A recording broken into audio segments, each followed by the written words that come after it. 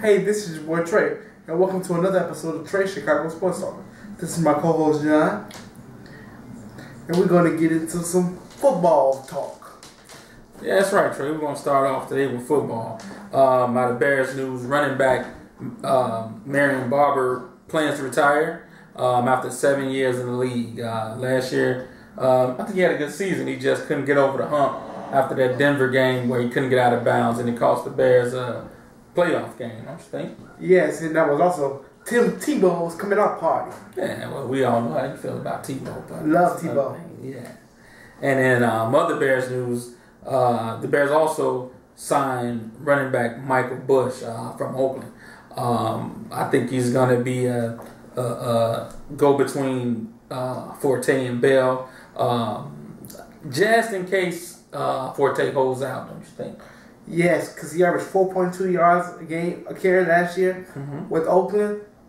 He really helped loosen up Carson Palmer when he got there last year, and he really made things easier when that Fadden went out. Yeah, so we look forward to hoping they can coexist with each other and make it a good backfield for the Bears.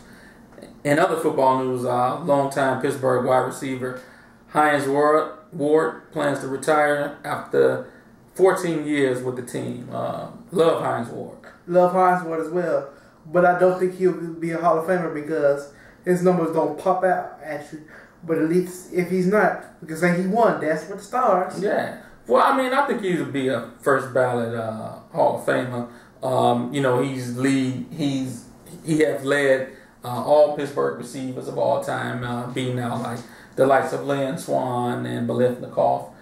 So I think he's going to be a first ballot Hall of Famer. He's not that big receiver, but he's that small, consistent threat. Yeah. So I think he'll be a Hall of Famer. Miss Hines, but yeah. And on your favorite part, the Tebow part, Denver signed Peyton Manning to a contract earlier in the week, and later in the week they traded Tebow to New York, so he's going to be joining Mark Sanchez. What do you think about that, Trey? Tebow's going to be the starter, and we're going to have everybody in the crowd doing this. Yeah. Doing the Tebow. Yeah, well, we'll get into that a little later with the debate on the Tebow situations. So we're going to come back, and when we return, we're going to be back at the sports desk. We're going to be joined by Earl Ryder in studio. Yes. Welcome back, fans. We are now going to talk about the bounty. Isn't that right, John? That's right. Fines came down earlier this week for the bounty situations in New Orleans. Sean Payton suspended for a year. His defensive coordinator was suspended for, I think, 8 games, I think it was. There's some healthy fines and everything, and I'm anxious to see what they do at head coach this year, too. It would also cost Sean Payton $5.8 million in salary. Yeah. I mean, he came back and, he apologized. His statement was he apologized for everything he had to do with it. And, he's going to try to make amends. Drew Brees said he needs to have a one-on-one talk with Peyton. So hopefully they can get that issue straightened out because it's kind of bad for them right now down there. And they also said that they were looking at suspending Jonathan Vilma as well, but that hasn't come down officially from Goodell in the league office yet. So yeah, and later on we're gonna have some debate questions on that as well with that situation. Earl, what do you think about that? Well, I just look at it how the league looks at it. It looks at it as if the bounty program is worse than the Spygate situation was. And the league is real big on the integrity of the sport as well as keeping the players healthy and safe. So it looks like they're taking a real big rein on this bounty situation to try and curtail it from happening from any other team. Right. Because it looks as though in some instances this exists behind the scenes with a lot of teams, and they're trying to make an example out of the New Orleans Saints and really hit them hard so that it won't happen anywhere else. Right. And I as well, I think they should, because these are these guys' livelihoods. And when you basically come down to it, you're taking out one of your brothers. So you never want to do that. Well, I look at it a little differently. And, it's a rough sport. It's a violent sport. These guys get paid to be violent. The incentive of taking a guy out is as long as it's not a dirty play, right? And it happens just cause, right? Right. Well, I think if it's in the field, don't you think? I mean, if it's in the field of play, I mean, the hits, the sky's the limit. But when it's down and dirty. And that was the thing. The NFL reviewed a lot of these plays, and there weren't necessarily anything down and dirty about them. They were just really rough and hard hits. Darren Sharp also came out, and Kurt Warner as well, said it's part of the game to injure sometimes. It's part of the game to take people out, to tackle. Like Dick Butkus, unfortunately, was accused for many years of causing the death of a football player. We gonna charge Dick Butkus for the rest of his life?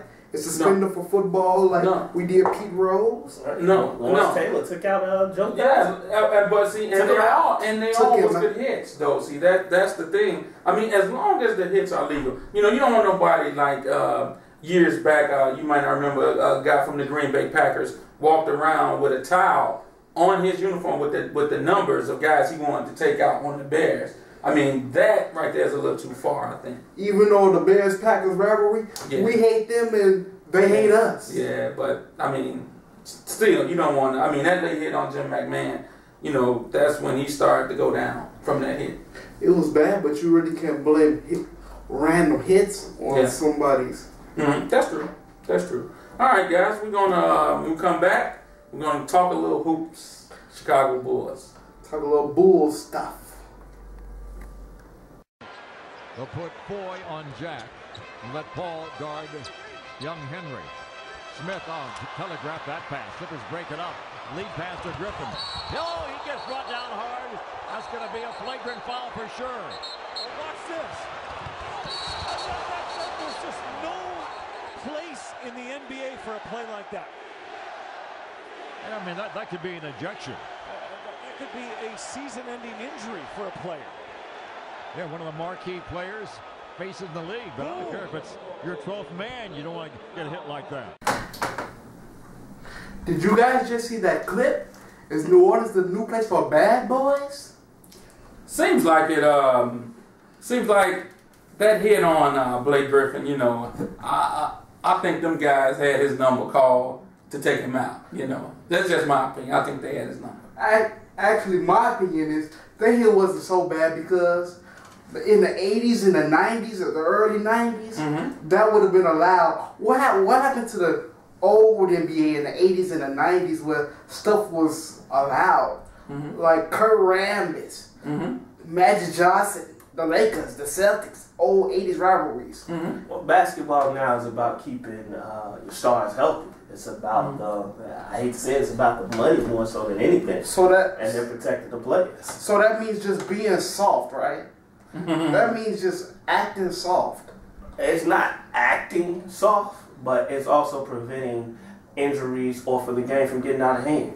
The NBA took these changes in course of actions when a couple of brawls broke out, specifically between Miami and New York, when there were hard fouls back in the late mid-90s. Yeah. So that's when this change in course of action and how fouls were called changed. You mean when Jeff Van Gundy got stuck under Alonzo Mourner's elbow? Specifically when that was wonderful. Got stuck under his elbow. And my thing is, if you're not going to make a play on the ball, I mean, come on now. He didn't make a play on the ball. He didn't try to wrap the guy up. He went straight. It was almost like a receiver. He played the safety position, and he waited till the receiver got the ball, and he took him out. But come on, he only got 2 games anyway. Yeah. He shouldn't have got anything. Yeah, he should have got more because that was just straight intentional. And he could have been hurt. In basketball, when you don't go for the ball, that's a sign of disrespect.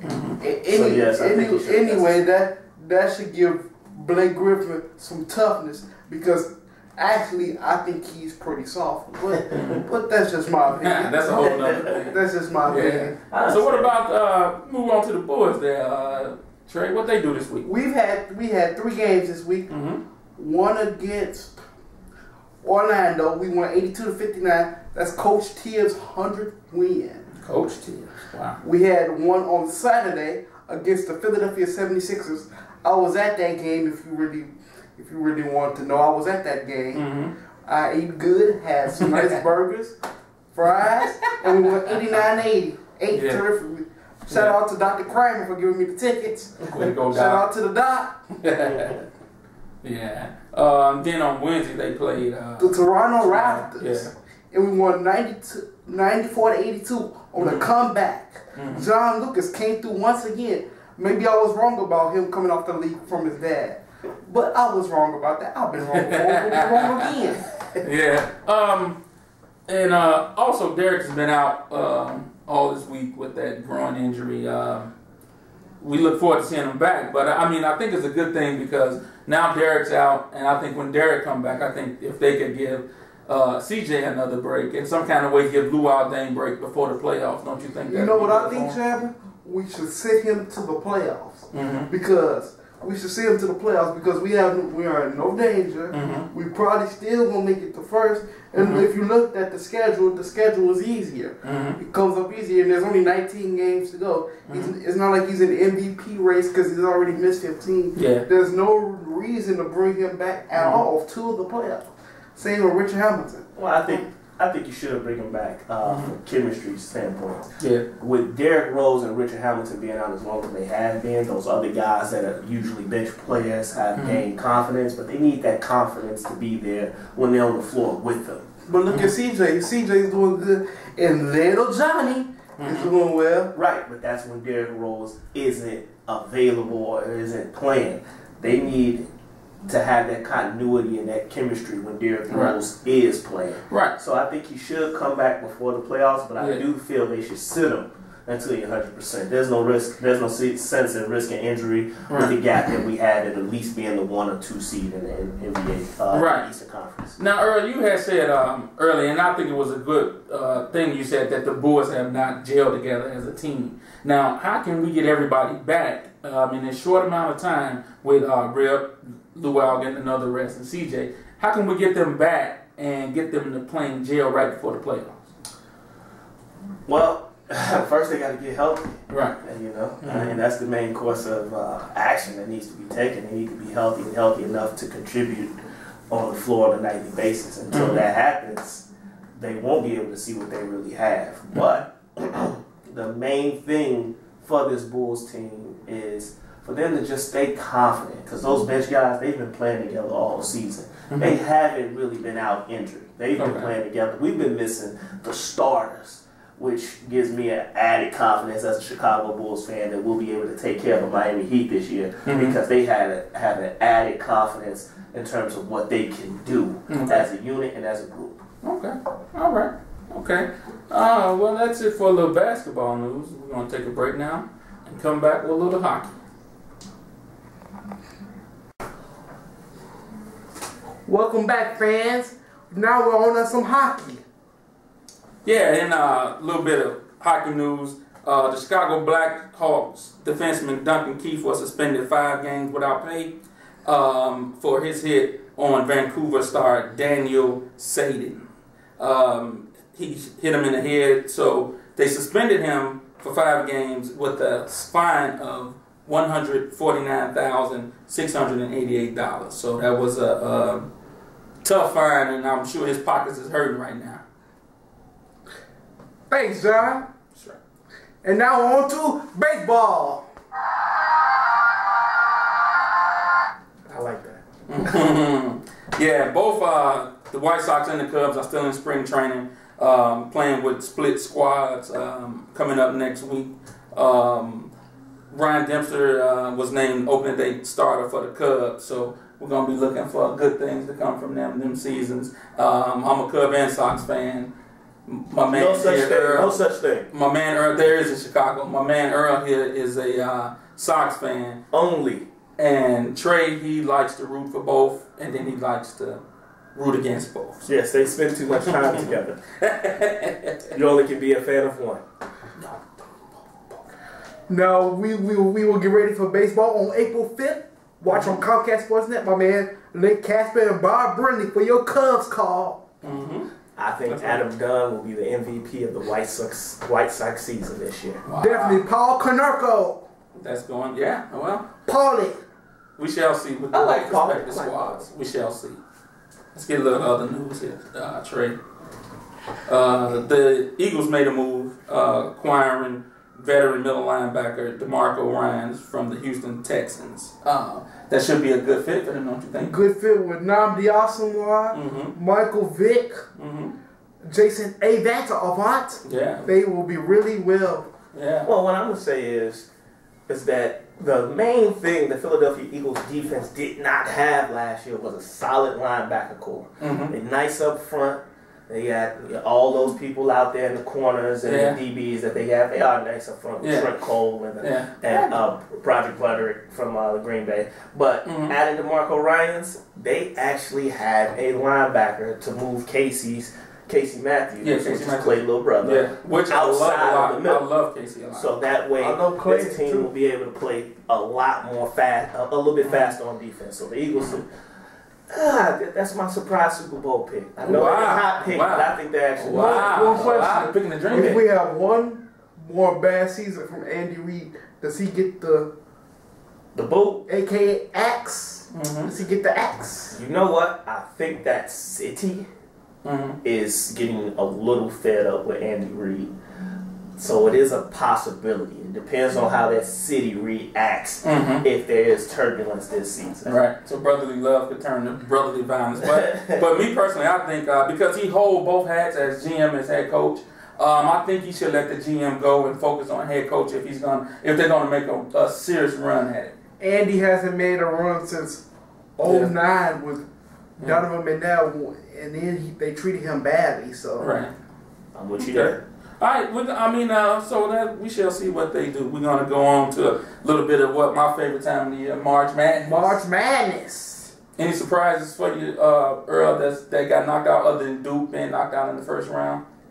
Actually, the Duke was the main surprise to me. Missouri, I thought they were an overrated team. Yeah. Syracuse, I'm shocked, surprised. I didn't have them going as far as they have already without Fab Melo being a part of that team because they don't play the same type. I bet you nobody. But they do have Scoop Jardine. Yeah, they do got Scoop. They do got Scoop.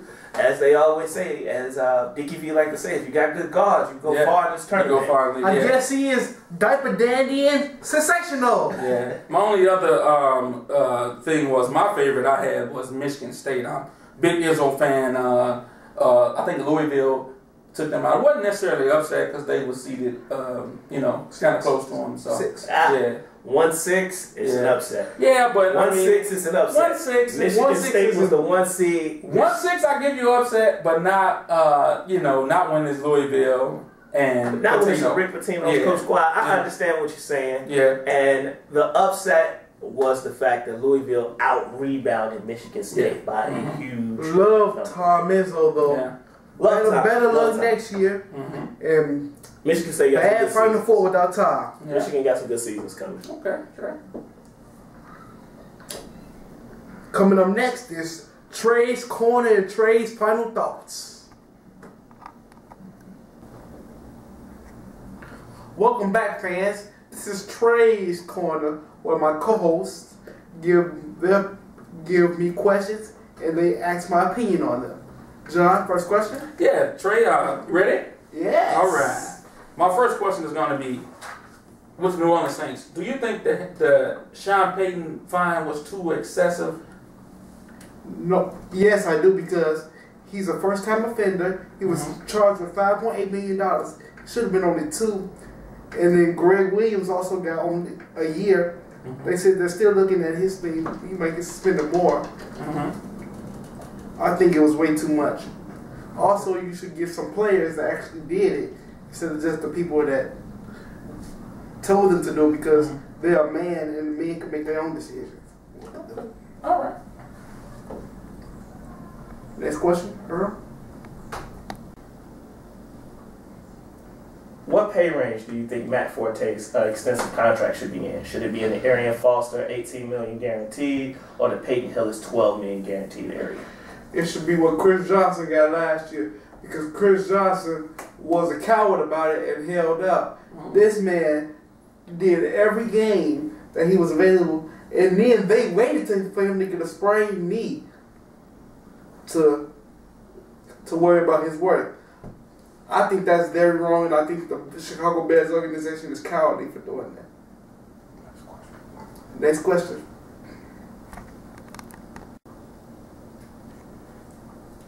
Okay, Trey, do you think that will Tebow be the starter in New York, or will it still be Sanchez this season? Tebow. Definitely Tebow. Because Tebow's an all-around better player. He can run. He needs to be better in his throwing accuracy. But I think Rex Ryan will help him with that. And he will be able to calm down that locker room and maybe teach him some religion and do the Tebow. Next question.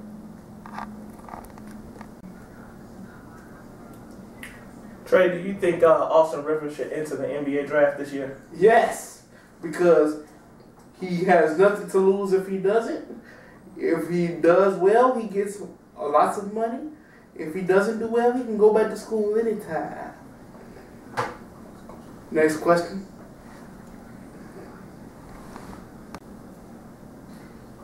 All right, Trey, last question for you. Do you think Phil Emery, the Bears GM, would do a better job than the last one? I like Michelangelo. I like Phil Emery. It's hard to say. He's a new evaluator of talent. We might need a fresh voice for draft days and stuff. So I don't really know, but I think Lovey could be in trouble because he said it. We have to evaluate everybody, including those coaches. Mm-hmm. Good. Good answer.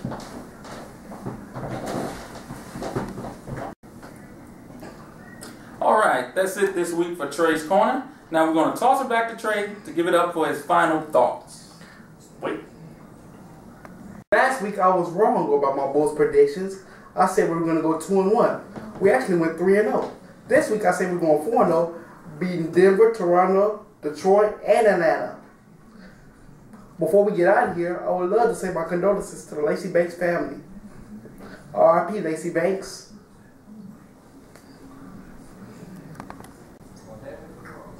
Signing off for me and my co-host. That's it for this week. Hope you join us again next week, and thanks for watching. Tune in next week for lots of more debate, arguing, and fun. Anytime.